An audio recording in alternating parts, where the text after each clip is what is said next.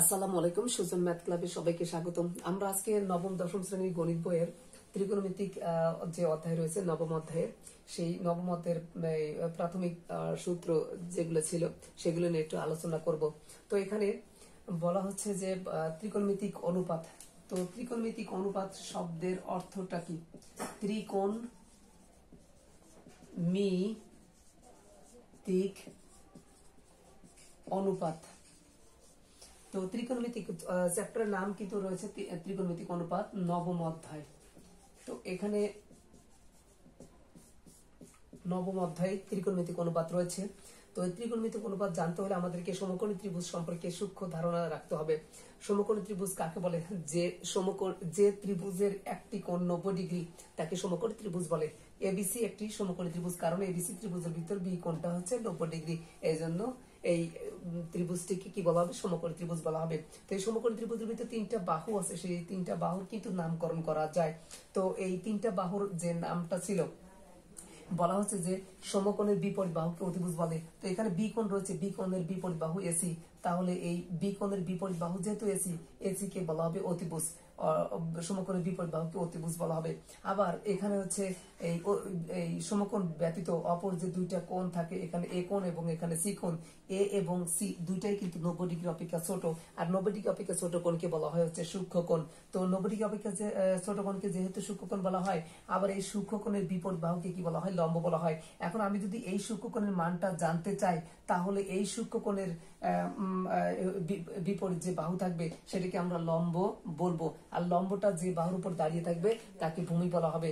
এখানে লেখা হয়েছে সূক্ষ্মকোণের বিপরীত বাহুকে লম্ব বলে, আর লম্ব যে বাহুর উপর দণ্ডায়মান থাকে তাকে ভূমি বলে। এখন আমি যদি এ কোণ যদি সূক্ষ্মকোণ ধরি এবং এই সূক্ষ্মকোণের এ কোণের মানটা যদি আমরা বের করতে চাই, তাহলে এ কোণ সূক্ষ্মকোণ হবে, আর এই এ কোণের বিপরীত বাহু হবে বিসি। এই বিসি কে বলা হবে তখন লম্ব, আর এই লম্বটা এবির উপর হচ্ছে দাঁড়িয়ে রয়েছে, তখন এবিটাকে বলা হবে হচ্ছে ভূমি। অর্থাৎ এখানে কিন্তু লম্ব ভূমি চেঞ্জ হতে পারে। আমি যদি সি কোণ সূক্ষ্মকোণ ধরি, তাহলে সূক্ষ্মকোণের বিপরীত বাহুকে লম্ব, এ বি হবে লম্ব। আবার যদি এ সূক্ষ্মকোণ ধরি, তাহলে এ কোণের বিপরীত বাহু ছিল বিসি, বিসি হবে তখন হচ্ছে লম্ব। আর যখন লম্ব নির্ধারিত হবে, তখন ভূমিটা লম্ব যে বাহুর উপর দাঁড়িয়ে থাকবে ভূমিটাকে তাকে ভূমি বলা হবে। তো এখানে ত্রিকোণমিতিক অনুপাত কেন বলা হয়েছে? তো এখানে ত্রি মানে তিন, কোণ মানে তো কোণই, তো মিতি মানে হচ্ছে পরিমাপ, তিনটা কোণের পরিমাপ। আর অনুপাত মানে কিন্তু আমাদের জানি হচ্ছে ভাগ মানে হচ্ছে অনুপাত। একটা রাশিকে আরেকটা রাশি দ্বারা ভাগ করলে যেটা হবে সেটাকে অনুপাত অথবা ভাগ বলতে পারি। তো তিনটা কোণের পরিমাপ আমরা বের করব। আর এখানে কেন অনুপাত বলা হচ্ছে আমি একটু পরেই বলছি। তো এখানে এই জায়গায় যে থিটা রয়েছে, সূক্ষ্মকোণের মানটা আমি বের করতে চাই। এই সূক্ষ্মকোণের মানটা বের করতে গেলে টোটাল মোট 6টা নিয়মে বের করা যাবে। 6টা নিয়মে, এই 6টা নিয়মে যে বের করা যাবে, এই 6টা নিয়মটাই কিন্তু ছিল ত্রিকোণমিতিক অনুপাত। তো সেই 6টা নিয়মটা কি ছিল আমরা যদি একটু খেয়াল করি, যে এখানে এ থেকে বি পর্যন্ত আসলে কতটুকু ছিল সেটা কিন্তু আমি জানি না। তাহলে অবশ্যই এ থেকে বি পর্যন্ত এটা মাপ দিলে এটা কিন্তু একটা নির্দিষ্ট একটা মাপ পাবো। আমি জানি না কত পাবো, আমি একটু ধরে নিলাম যে এখানে 4 পাইলাম। আর এখানে বি থেকে সি পর্যন্ত এটার মান 3 পেয়েছি, এবং এ থেকে সি পর্যন্ত এটার মান কত? 5 পেয়েছি। এটা আমরা ধরে নিলাম আর কি। তো এখানে যেহেতু এটা ধরে নিয়েছি, তাহলে এই সূক্ষ্মকোণের মানটা বের করতে চাই, যেহেতু 6টা নিয়মে বের করা যাবে। তো আমরা একটু দেখব। এখানে 1 নাম্বার যেটা ছিল, যে এখানে লম্বের পরিমাণকে এই তিনটা সংখ্যা অর্থাৎ 3, 4, 5 এই তিনটা সংখ্যা দ্বারা মোট টোটাল কয়টা ভাগফল আমরা বের করতে পারি। জাস্ট এই ভাগফলটা আমরা একটু কল্পনা করব। তাহলে ভাগফল যদি বের, অর্থাৎ লম্বের পরিমাণকে আমরা প্রথম অবস্থায় লম্বের পরিমাণকে কিন্তু অতিভুজের পরিমাণ দ্বারা ভাগ করতে পারি। তাহলে লম্বের পরিমাণকে এই অতিভুজের পরিমাণ দ্বারা আমরা হচ্ছে ভাগ করব। তাহলে লম্বের পরিমাণকে অতিভুজের পরিমাণ দ্বারা ভাগ করলাম, আর সেই ভাগফলের ইটা আমরা সংখ্যাটা কিন্তু এখানে বলতে পারি যে লম্বটা ছিল কত? 4, আর এখানে অতিভুজটা ছিল হচ্ছে 5। তাহলে কিন্তু আমরা পাবো 4/5 পাবো। আবার এখানে হচ্ছে 2 নাম্বার যেটা ছিল অতিভুজের পরিমাণ, উল্টা যদি আমরা ভাগফল বের করি ওই বাহুকে, তাহলে অতিভুজ ডিভাইডেড হচ্ছে কি পাবো? লম্ব পাবো। তাহলে আমরা কিন্তু বলতে পারি যে অতিভুজটা কত হচ্ছে 5, আর লম্বটা হচ্ছে কত? 4। আবার একইভাবে ভূমিকে কিন্তু আমরা অতিভুজ দ্বারা কি করতে পারি? ভাগ করতে পারি। তাহলে ভূমি পরিমাণকে আমরা কি করব, অতিভুজের পরিমাণ দ্বারা ভাগ করব। তাহলে ভূমি ছিল হচ্ছে 3 আর অতিভুজ ছিল হচ্ছে 5, আর এখানে আবার এর উল্টো ভাগফল কিন্তু আমরা বের করতে পারি। তাহলে উল্টা ভাগফল হবে হচ্ছে অতিভুজ ভাগ কত 2 হবে, আর অতিভুজ হচ্ছে 5 ছিল, আর ভূমি হচ্ছে 3 হবে। আবার এখানে লম্বকে কিন্তু আমরা ভূমি দ্বারা ভাগ করতে পারি। তাহলে লম্বের পরিমাণকে আমরা কি করলাম, এখানে ভূমির পরিমাণ দ্বারা ভাগ করলাম। লম্ব ছিল হচ্ছে 4 আর ভূমি ছিল কত 3। একইভাবে আমরা কিন্তু এই উল্টো ভাগফল বের করতে পারি, অর্থাৎ ভূমি ভাগ কত হবে, এখানে লম্ব হবে ভূমি ভাগ লম্ব হবে। তো ভূমি ছিল হচ্ছে কত 3 উপরে যাবে, আর লম্ব ছিল 4 নিচে হবে। তো এখানে দেখা যাচ্ছে যে এই তিনটা 3, 4, 5 এই তিনটা সংখ্যা দ্বারা এখানে হচ্ছে 6টা ভাগফল বের করা যায়। অর্থাৎ লম্বের পরিমাণকে অতিভুজের পরিমাণ দ্বারা ভাগ করা হয়েছে, আবার অতিভুজের পরিমাণকে লম্বের পরিমাণ দ্বারা ভাগ করেছে, আবার ভূমির পরিমাণকে অতিভুজের পরিমাণ দ্বারা ভাগ করা হয়েছে, আবার অতিভুজের পরিমাণকে ভূমির পরিমাণ দ্বারা ভাগ করা হয়েছে, আবার লম্বকে ভূমি দ্বারা ভাগ করা হয়েছে, আবার ভূমিকে লম্ব দ্বারা ভাগ করা হয়েছে। ঠিক আছে, এরকম মোট 6টা ভাগফল বের করা হয়েছে। তো এই 6টা ভাগফলের মাধ্যমে কিন্তু আমাদের এই থিটার মানটা বের করতে হবে। তো এখানে কিন্তু 6টা ভাগফলের সংখ্যা যেহেতু আলাদা আলাদা ভাগফল বের হবে, এর ভাগফল লম্বের পরিমাণকে অতিভুজের পরিমাণ দ্বারা ভাগ করলে যে ফলটা হবে, অতিভুজকে লম্ব দ্বারা ভাগ করলে কিন্তু সে ফল হবে না। এই জন্য এই ফল আর এই ফল কিন্তু আলাদা, আবার এই ফল আর এই ফল আলাদা, আবার এই ফল আর এই ফল কিন্তু আলাদা হবে। তার মানে আমরা বুঝতে পারি যেখানে 6টা ভাগফলে কিন্তু আলাদা হবে। যেহেতু 6টা ভাগফল আলাদা হবে, তাহলে কিন্তু আমরা বলতে পারি 6টা ভাগফলের কিন্তু আমরা আলাদা নাম দিতে পারি। তাহলে এই যে লম্বের পরিমাণকে অতিভুজের পরিমাণ দ্বারা ভাগ করা হয়েছে, এই ভাগফলের নামটা আমরা বলতে পারি সাইন। 2 নাম্বার, আবার উল্টা ভাগফল যেটা রয়েছে, অতিভুজকে লম্ব দ্বারা ভাগ করা হয়েছে, এই উল্টা ভাগফলের নামটা হচ্ছে কত, কোসেক থিটা বলতে পারি, কোসেক থিটা। আর 3 নাম্বার আমরা বলতে পারি হচ্ছে 3 নাম্বারটা ছিল ভূমির পরিমাণকে অতিভুজের পরিমাণ দ্বারা ভাগ করা হয়েছে, এই ভাগফলের নাম আমরা বলতে পারি কস থিটা। আর 4 নাম্বার আমরা কি করতে পারি, অতিভুজকে ভূমি দ্বারা যেহেতু ভাগ করেছে, তাহলে এটা যা হবে এটা কিন্তু তার হবে না, আলাদা হবে, এজন্য এর নামও কিন্তু আমাদের চেঞ্জ হয়ে যাবে। অর্থাৎ এইটাও তখন কি হবে, এর নাম হবে সেক থিটা। আবার হচ্ছে 5 নাম্বার ছিল লম্বের পরিমাণকে ভূমির পরিমাণ দ্বারা ভাগ করলে এই ভাগফলটাকে আবার কিন্তু নাম যেহেতু আগের মতো পাওয়া যাবে না, তাহলে ভাগফল যেহেতু আলাদা, নামটাও তাহলে আলাদা হবে, অর্থাৎ ট্যান থিটা হবে। আবার এখানে যে ফল পাবো, এখানে আবার তার উল্টা ফল মানে উল্টা ভাবে ভাগ করলে সেই ফল পাবো না, তাহলে এখানেও কিন্তু আমাদের নামটা কি হবে, এখানে চেঞ্জ হবে। অর্থাৎ এই উল্টা ভাগ ফলের নামটা হচ্ছে কত, কট থিটা আমরা বলতে পারি। তো এখানে দেখা যাচ্ছে এই একটা এবং সাথে থিটা সবসময় লিখতে হবে। আমরা যে সূক্ষ্মকোণ বের করবো সেই সূক্ষ্মকোণটা এই 6টা ত্রিকোণমিতিক অনুপাতের সাথে লিখতে হবে। এখন কথা হচ্ছে যে ত্রিকোণমিতিক অনুপাত কেন বলা হয়েছে, কারণ এই জন্য বলা হয়েছে ত্রিকোণমিতিক অনুপাত, এই জন্য বলা হয়েছে অনুপাত মানে ভাগ, একটা রাশি দ্বারা ভাগ করা বোঝায়। তাহলে এই সূক্ষ্মকোণের মান বের করতে গেলে 6টা নিয়মে বের করতে হবে, এবং এই 6টা নিয়মের মাধ্যমে যেহেতু সূক্ষ্মকোণের মান বের করা হয়, আর এই সূক্ষ্মকোণের মান বের করতে গেলে দেখা যাচ্ছে একটা বাহুকে আর একটা বাহু দ্বারা ভাগ করা বোঝায়। এখানে এই সূক্ষ্মকোণের মান যদি বের করতে চাই, তাও কিন্তু কোসেকের মাধ্যমে যদি বের করতে চাই, তাহলে একটা বাহুকে আর একটা বাহু দ্বারা ভাগ করা হয়েছে। কজের মাধ্যমে যদি বের করতে চাই, তাহলে কিন্তু ভূমিকে অতিভুজ দ্বারা ভাগ করেছে, একটা বাহুকে আর একটা বাহু দ্বারা ভাগ করা হয়েছে। আবার এই সেকের মাধ্যমে যদি বের করতে চাই, তাহলে অতিভুজকে ভূমি দ্বারা ভাগ করা হয়েছে। ট্যানের মাধ্যমে বের করতে হলে ভূমিকে লম্বকে ভূমি দ্বারা ভাগ করা হয়েছে। আবার কটের মাধ্যমে যদি বের করি, তাহলে কিন্তু ভূমিকে লম্ব দ্বারা ভাগ করতে হবে। তাহলে কিন্তু আমাদের এই থিটার মানটা, অর্থাৎ এই সূক্ষ্মকোণের মানটা বের হবে। তাহলে দেখা যাচ্ছে যে একটা কোণের মান বের করতে, সূক্ষ্মকোণের মান বের করতে গেলে এইভাবে একটা বাহুকে আর একটা বাহু দ্বারা ভাগ করা হয়, এবং এরকম 6টা ভাগফলের মাধ্যমে বের করা হয়। তাহলে আমরা কিন্তু নির্দ্বিধায় বলতে পারি যে এইটা একটা কি, ত্রিকোণমিতিক অনুপাত। ত্রিকোণমিতি মানে 3টা কোণ এইভাবে কিন্তু পরিমাপ করা যায়, এই জন্য ত্রিকোণমিতিক অনুপাত, 3টা কোণের পরিমাপ এই 6টা নিয়মে কিন্তু বের করা যাবে। আর যেহেতু একটা সূক্ষ্মকোণ বের করতে গেলে একটা বাহুকে আর একটা বাহু দ্বারা ভাগ করতে হবে, আর ভাগ মানে হচ্ছে যেহেতু অনুপাত, এই জন্য চ্যাপ্টারের নাম কিন্তু বলা হয়েছে ত্রিকোণমিতিক অনুপাত। তো এইভাবে 6টা নিয়মের মাধ্যমে কিন্তু আমরা এইভাবে একটা সূক্ষ্মকোণের মান বের করতে পারি। আমরা আবার কিন্তু এই এ কোণের মানটাও কিন্তু ওইভাবে বের করতে পারি। তো এখানে এই 6টা ত্রিকোণমিতিক অনুপাতের সাথে এখানে যে গ্রিক অক্ষর থিটা লেখা হয়েছে, এখানে যে সবসময় থিটাই থাকবে তা কিন্তু নয়। এখানে থিটার পরিবর্তে ইংরেজি বড় হাতের অক্ষর দ্বারাও কিন্তু প্রকাশ করা যাবে। আবার অথবা আমরা এটা বলতে পারি এখানে যে সি রয়েছে, এখানে সি, তাহলে এখানে সি, এখানে সি, এখানে সি, এখানে সি, এখানে সি। আমরা যদি এ কোণটা বের করতে যাই তাহলে সাইন এ, এখানে এ হবে, এখানে এ হবে, এখানে এ, এখানে এ, অর্থাৎ সাইন এ কসেক এ আর cos A, sec A, tan A, cot A, এভাবে কিন্তু হবে। তাহলে আমরা বুঝতে পারলাম একটা সূক্ষ্মকোণকে বের করতে গেলে টোটাল এইভাবে 6টা ভাগফলের মাধ্যমে বের করতে হবে। একটা বাহুকে আর একটা বাহু দ্বারা ভাগ করে এইভাবে ভাগফলের মাধ্যমে বের করতে হয়। এই জন্য ত্রিকোণমিতিক এই চ্যাপ্টারের নামটাই হয়েছে ত্রিকোণমিতিক অনুপাত। কারণ এই 6টা এটা একটা অনুপাত বলা হয়, কারণ একটা বাহুকে আরেকটা বাহু দ্বারা ভাগ করা হয়েছে। এই জন্য আমরা এই 6টা ভাগফল অর্থাৎ 6টা নিয়ম আমরা একটু মুখস্থ রাখবো। যে সাইন যে ভাগফলটা ছিল, সাইন যে ভাগফলটা ছিল সেটা মনে রাখতে হবে যে সাইন সমান ছিল লম্ব বাই অতিভুজ, অর্থাৎ লম্বের পরিমাণকে অতিভুজের পরিমাণ দ্বারা ভাগ করা হয়েছে। আবার এই উল্টা ভাগফলকে কিন্তু বলা হয়েছে কোসেক থিটা। আবার ভূমিকে অতিভুজ দ্বারা ভাগ করলে একে কস বলা হয়। আবার অতিভুজকে ভূমি দ্বারা ভাগ করলে সেক বলা হয়। লম্বকে ভূমি দ্বারা ভাগ করলে ট্যান বলা হয়। ভূমিকে লম্ব দ্বারা ভাগ করলে কিন্তু কট বলা হয়। এইভাবে আমাদের মোট 6টা সূত্র চলে আসবে ত্রিকোণমিতিক।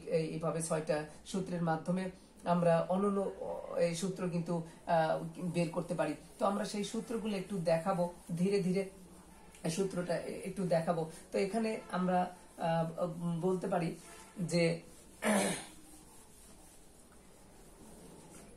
এখানে আমরা একটু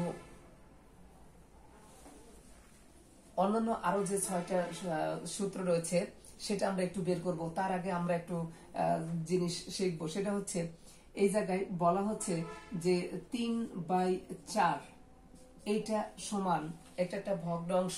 তো এরকম যদি কোনো ভগ্নাংশ থাকে তাহলে আমাদের উপরে 1 লিখতে হবে, আর ভাগ দিয়ে এই ভগ্নাংশটা ডান দিকে এসে উল্টে যাবে, অর্থাৎ কত হবে 4/3 হবে। এটা আর এটা কিন্তু 3কে 4 দ্বারা ভাগ করলে যা হবে আর 4কে 3 দ্বারা ভাগ করে যে ফলটা হবে সেই ফল দিয়ে যদি আমরা এককে ভাগ করি তাহলে কিন্তু এই ভাগফলের সমান হবে। তাহলে কিন্তু আমাদের মানের পরিবর্তন হবে না। তাহলে 3/4 মানে কিন্তু উপরে 1 আর নিচে 4/3। তাহলে এটা একটা সংখ্যার একটা কৌশল, মানে সংখ্যার একটা প্রক্রিয়া, মানে এই প্রক্রিয়াতে যা হবে এই প্রক্রিয়াতেও কিন্তু তাই হবে। তাহলে এটাকে এই প্রক্রিয়ায় লেখা যায়, বা এটা থাকলে আবার এটা লিখতে পারবো।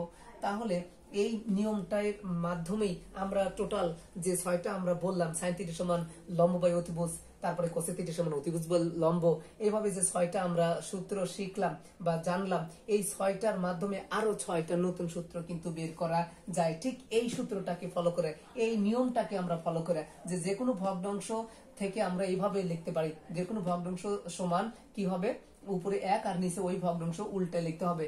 তাহলে এই নিয়মে কিন্তু আমরা বের করতে পারবো। দেখি আমরা সেটা বের করতে পারি কিনা। তো আমরা একটু দুইটা করে দেখাবো।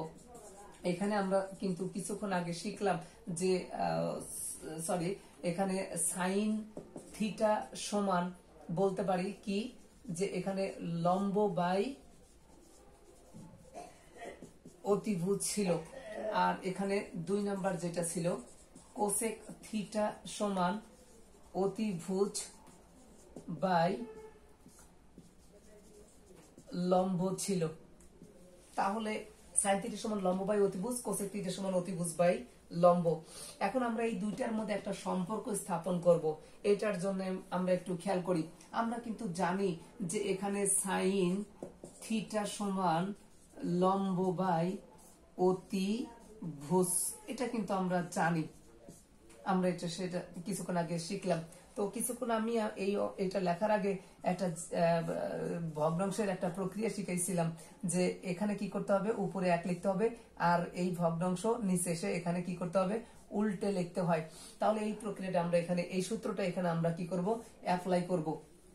তাহলে এটা একটা ভগ্নাংশ, কারণ সাইন থিটা মানে আসলে তেমন কিছু না। সাইন থিটা মানে লম্বের পরিমাণকে সমকোণী ত্রিভুজের ভিতর লম্বের পরিমাণকে অতিভুজের পরিমাণ দ্বারা ভাগ করা হয়েছে, ওই ভাগফলের নামটা সাইন বলা হচ্ছে। তো এটা যেহেতু একটা বাহুর পরিমাণ, এটা একটা বাহুর পরিমাণ, তাহলে এটার উপরে একটা সংখ্যা পাবো, নিচে একটা সংখ্যা পাবো। তাহলে ধরে নিলাম সে উপরের সংখ্যা 3 আর নিচের সংখ্যা কত 4, তাহলে 3/4 মানে এইভাবে লেখা যায়। তা ঠিক একইভাবে আমরা এই উপরে হচ্ছে 1 লিখবো, আর এটা যেহেতু একটা ভগ্নাংশ, আমরা জানি কোনো ভগ্নাংশ থেকে উপরে 1 লিখতে হয়, আর এই ভগ্নাংশটা নিচে এসে উল্টে লিখতে হয় ভাগ অবস্থায়। তাহলে এখানে একটা যেহেতু ভগ্নাংশ, তাহলে উপরে 1 লিখবো, আর এই ভগ্নাংশটাই নিচে এসে কি হবে, উল্টে যাবে। তার মানে আমরা বলতে পারি অতিভুজ হচ্ছে কোথায় যাবে, উপরে, আর হচ্ছে লম্ব নিচে যাবে। যেহেতু এটা উল্টে নিচে আসে, তাহলে আমরা কিন্তু এখানে দেখতে পাবো যে অতিভুজকে লম্ব দ্বারা ভাগ করা হয়েছে। তাহলে এখানে দেখা যাচ্ছে যে অতিভুজকে লম্ব দ্বারা ভাগ করলে ভাগফলের নাম আবার কত হবে, এখানে কিন্তু আমরা বলতে পারি কোসেক। তাহলে এখানে পাবো আমরা হচ্ছে কত, কোসেক থিটা।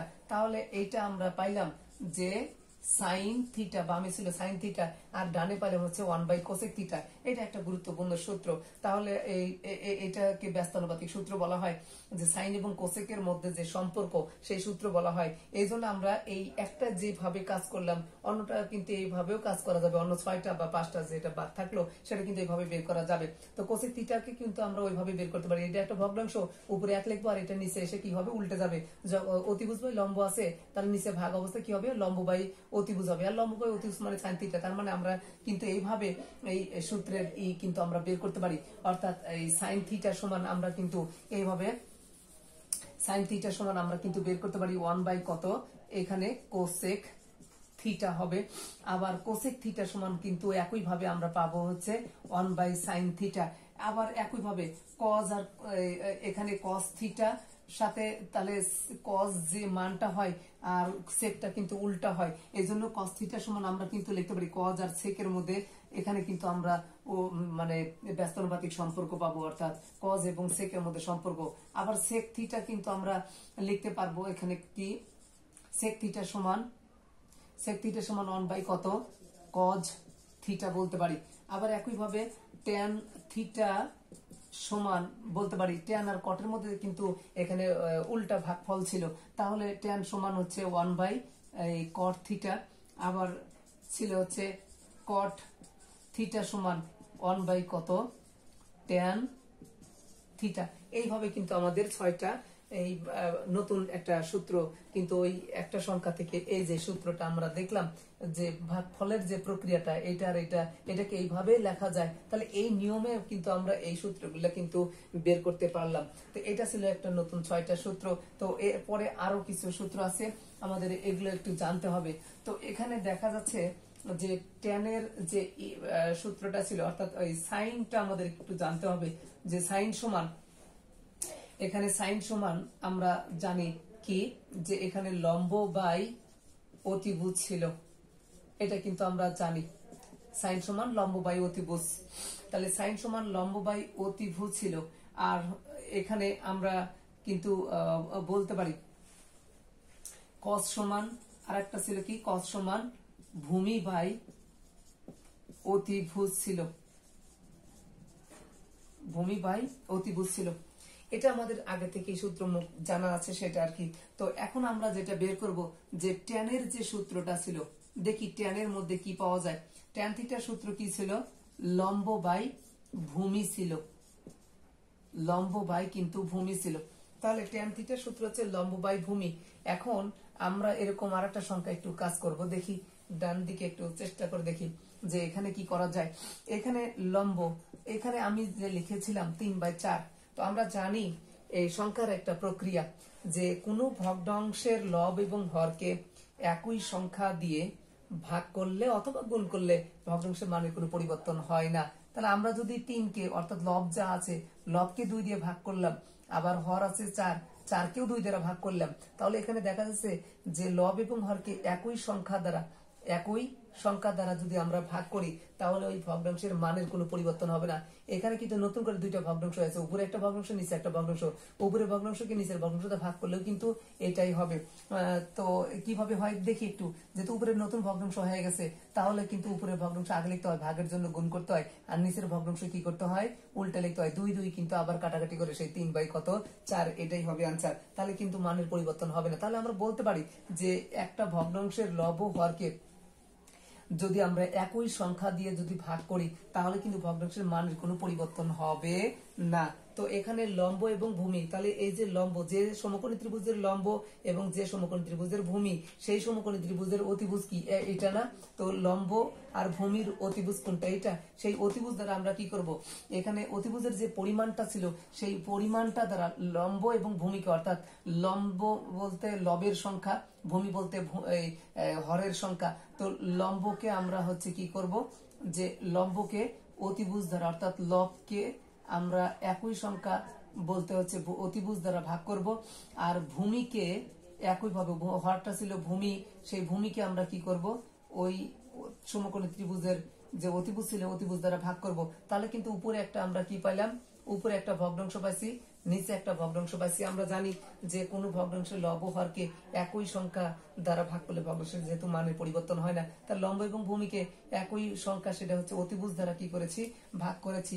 তাহলে এখানে খেয়াল করলে দেখা যাবে এখানে উপরে পাইলাম হচ্ছে লম্ব বাই অতিভুজ, আর এখানে লম্ব বাই অতিভুজের কত, সাইন থিটা বলা যায়। তাহলে উপরে কিন্তু আমরা এটা তুলে দিয়ে সাইন, লম্ব বাই অতিভুজ মানে সাইন বলতে পারি। আর ভূমি বাই অতিভুজ এখানে আমরা দেখা যাচ্ছে যে কজ আছে, তাহলে কিন্তু আমরা ভূমি বাই অতিভুজ তুলে দিয়ে কি লিখতে পারি, কস থিটা লিখতে পারি। তাহলে আমরা কিন্তু একটা নতুন সম্পর্ক পাইলাম, সেটা হচ্ছে কত, যে ট্যান থিটা সূত্র হচ্ছে sine by cos theta, sine by কি হবে, কস থিটা। এখন আমরা কিন্তু জানি যে ট্যানের সূত্র যা হবে, ট্যানের সূত্র যা হবে, কট, কট মানে হচ্ছে সেটাকে উল্টালেই কটের সূত্র হবে, যে কারণ আমরা জানি কট সমান কি হয়, যে এখানে যদি ট্যান থিটা লম্ব বাই ভূমি হয়, তাহলে কট থিটা কিন্তু হবে হচ্ছে ভূমি বাই এখানে লম্ব হবে। তাহলে আমরা কিন্তু বলতে পারি ট্যানের সূত্র যেহেতু সাইন বাই কস, আর এখানে যেহেতু লম্ব বাই ভূমি মানে ট্যান, তাহলে এটাকে উল্টালে যেমন কট হয়, ঠিক একইভাবে ট্যানের সূত্র সাইন বাই কস, তাহলে এটাকে আমরা যদি উল্টাই, যে সাইন হচ্ছে উপরে আছে, সাইন আমরা তাহলে নিচে দেব, আর কজ উপরে আছে, কজ আমরা উপরে দেব। তাহলে আমরা এইটাকে উল্টা দিলে, ট্যানের মানটাকে উল্টা দিলে, তাহলে ওটার নাম হয় হচ্ছে কট। তাহলে এখানে একটা নতুন সূত্র পেয়ে গেলাম, যে ট্যান থিটা সমান সাইন বাই কস থিটা, আর কট থিটা সমান হচ্ছে 1 কস বাই কত, সাইন থিটা। এটা একটা আমাদের সূত্র ছিল। তো তারপরে হচ্ছে এখানে আরো কিছু সূত্র রয়েছে, সেই সূত্রগুলো হচ্ছে এখানে দেখা যাচ্ছে, আরো কিছু সূত্র রয়েছে, আমরা সেই সূত্রগুলো একটু দেখব। তো এখানে বলা হচ্ছে যে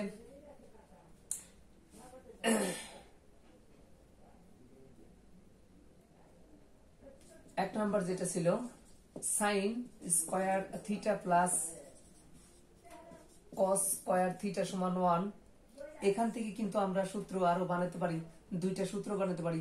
এ সূত্র অর্থাৎ সাইন রেখে দেবো, কস ওদিক পার করে দেবো, তাহলে সাইন স্কয়ার থিটা সমান 1 মাইনাস কি হবে, কস স্কয়ার থিটা। আবার এখানে কিন্তু আরেকটা সূত্র বের করতে পারি, যে কস স্কয়ার সমান, এখানে কস রাখলাম, সাইন ওদিক পার করে দিলে পারে প্লাস আছে, তাহলে ওদিকে যে সেটা কি হবে, মাইনাস হবে। আবার একইভাবে 2 নম্বর সূত্র ছিল কোসেক স্কয়ার থিটা মাইনাস হচ্ছে কট স্কয়ার থিটা সমান কত, 1 ছিল। তাহলে এখানে কিন্তু আমরা 1 নম্বর বের করতে পারি, যে কোসেক স্কয়ার থিটা সমান এই 1 ওদিক পার করে, মাইনাস ওদিক যে কি হবে, কটটা ওদিক যে প্লাস হবে। আবার এখানে বি নাম্বার, কটটা যদি ওদিক পার করি তাহলে মাইনাস ছিল প্লাস হবে, আর 1টা যদি এদিকে নিয়ে আসি প্লাস ছিল মাইনাস হবে। তাহলে কিন্তু আমরা পাবো হচ্ছে এখানে কি, যে কোসেক স্কয়ার থিটা 1 এদিক আছে, এদিক নিয়ে আসলাম বিয়োগ, মাইনাস আছে ওদিক যে কি হবে, এই প্লাস হবে। এটা কিন্তু হয়। এখন এটাই আমরা কি করতেছি, উল্টা যদি আমরা এটাকে এদিক নেব আর এটাকে যদি ওদিক নেই, তাহলে কিন্তু আমরা পাবো হচ্ছে এখানে কট স্কয়ার থিটা সমান কোসেক স্কয়ার থিটা মাইনাস কত, 1। একইভাবে 3 নাম্বার যে সূত্রটা ছিল, যে সেক স্কয়ার থিটা মাইনাস হচ্ছে কত হবে, ট্যান স্কয়ার থিটা সমান কত, 1। একইভাবে এখান থেকে কিন্তু আমরা সেক রেখে দিতে পারি, সেক স্কয়ার রেখে দিতে পারি, সেক স্কয়ার থিটা, আর এখানে মাইনাস আছে ওদিক যে কি হবে, প্লাস হবে, তাহলে প্লাস ট্যান স্কয়ার থিটা। একইভাবে আমরা হচ্ছে 2 নাম্বার বলতে পারি, এখানে হচ্ছে একইভাবে ট্যান স্কয়ার ওদিক যাবে, 1 এদিকে আসবে, তার মানে ট্যানটাকে আবার এদিক যদি নিয়ে আসি, তাহলে কিন্তু কত হবে, যে tan স্কয়ার থিটা সমান কি হবে sec স্কয়ার থিটা মাইনাস কত 1 এরকম সূত্র এখান থেকে নতুন এই 6টা সূত্র কিন্তু আমাদের অঙ্ক করতে যে সেটা কিন্তু বিভিন্ন সময় এটা লাগবে এই সূত্রগুলো কিন্তু আমাদের মুখস্থ রাখতে হবে তারপরে আরেকটা সূত্র একটু লেখা যায় সেখানে এটাও কিন্তু গুরুত্বপূর্ণ মানে এটাও একটা আসে মাধ্যমিক গণিতে বা উচ্চতর গণিতে কিন্তু লাগবে তো এখানে 2 sin theta into cos theta সমান sin 2 থিটা এখানে যে কোণ এখানে সেই কোণ তাহলে এখানে কি হবে 2 থিটা কোণ এখানে একটা এই সূত্রটা ছিল এটাও কিন্তু আমাদের কাজে লাগবে আর কি পরবর্তীতে অঙ্ক করার সময় ধন্যবাদ সবাইকে পরবর্তী ত্রিকোণমিতির যে অধ্যায়টা শুরু হলো এই অধ্যায়ের অন্যান্য যে অঙ্কগুলো ছিল ধারাবাহিকভাবে প্রকাশ করা হবে যদি আমার এই ভিডিওগুলো যদি ভালো লেগে থাকে তাহলে দয়া করে সবাই শেয়ার করবেন এবং কমেন্টস লিখে উৎসাহিত করবেন আর ভুল ত্রুটি হলে ক্ষমার দৃষ্টিতে দেখবেন আসসালামু আলাইকুম ধন্যবাদ সবাইকে